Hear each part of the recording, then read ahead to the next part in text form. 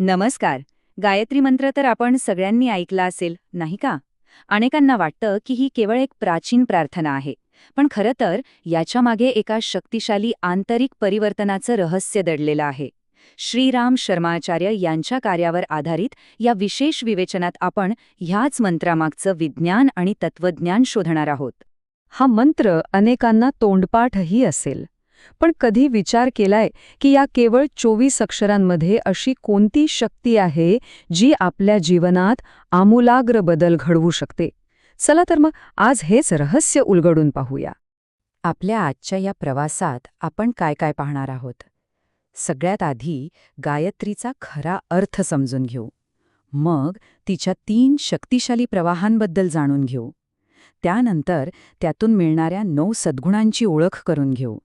24 अक्षरांची रहस्यमय शक्ती काय आहे ते पाहू. आणि शेवटी साधनेचा प्रत्यक्ष मार्ग कोणता यावरही बोलू. चला सुरुवात करूया. तर पहिला प्रश्न, गायत्री म्हणजे नेमकं काय? फक्त रोज सकाळी म्हणायचा एक मंत्र की याच्यामागे काहीतरी खूप खोल अर्थ दडलाय? नाही, ही फक्त एक प्रार्थना नक्कीच नाहीये. खरं तर याला 4 वेदांचं सार मानलं जातं. म्हणजे विचार करा, 4 वेदांचं ज्ञान एका मंत्रात सामावलेलं आहे. आणि तिचा मुख्य उद्देश काय? तर सद्बुद्धी देणं, म्हणजेच योग्य काय आणि अयोग्य काय हे ओळखण्याची विवेकबुद्धी आणि नेहमी योग्य मार्गावर चालण्याची प्रेरणा देणं. पण हे सगळं घडतं तरी कसं? गंमत म्हणजे गायत्रीला त्रिपदा असंही म्हणतात. त्रिपदा म्हणजे 3 पायांवर उभी असलेली. आणि हे 3 पाय किंवा प्रवाह म्हणा, हेच या साधनेचा मूळ आधार आहेत. बघा, हे 3 प्रवाह म्हणजे साधनेच्या 3 सोप्या पायऱ्या आहेत. पहिली पायरी आहे सविता, म्हणजे आपण त्या वैश्विक ऊर्जेला, त्या तेजाला आवाहन करतो. मग दुसरी पायरी म्हणजे ते दिव्य गुण स्वतःमध्ये उतरवण्याचा संकल्प करणं. आणि तिसरी, जी सगळ्यात महत्त्वाची आहे, ती म्हणजे प्रार्थना, की आपली बुद्धी नेहमी चांगल्या मार्गावरच राहो. पण या साधनेचं फळ काय? म्हणजे यातून मिळतं तरी काय? तर ग्रंथानुसार ही साधना आपल्यात 9 असे मूल्यवान सद्गुण रुजवते, जे एका उत्तम चारित्र्याचा पाया बनतात. बघूया तरी कोणते आहेत हे 9 सद्गुण? हो, बरोबर. 9. हे 9 गुणच आहे जे ह्या साधनेचं खरं सार आहेत.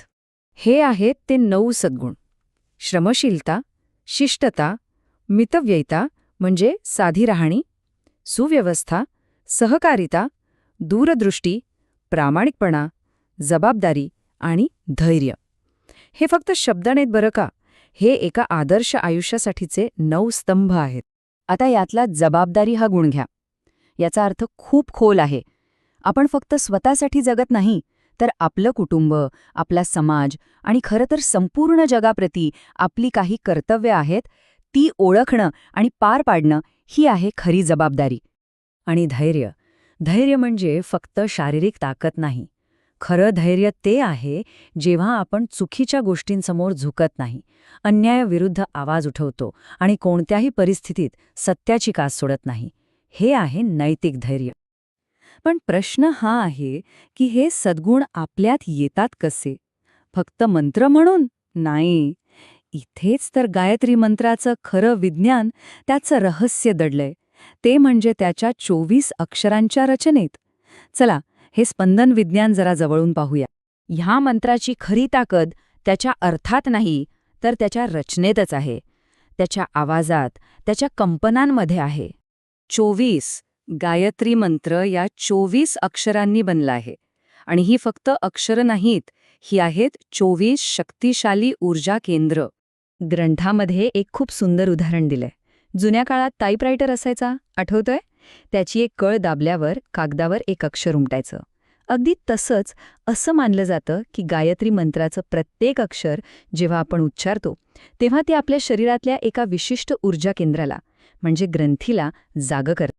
म्हणजे बघा, ही 24 अक्षरं 24 वेगवेगळ्या दिव्य शक्तींशी जोडलेली आहेत.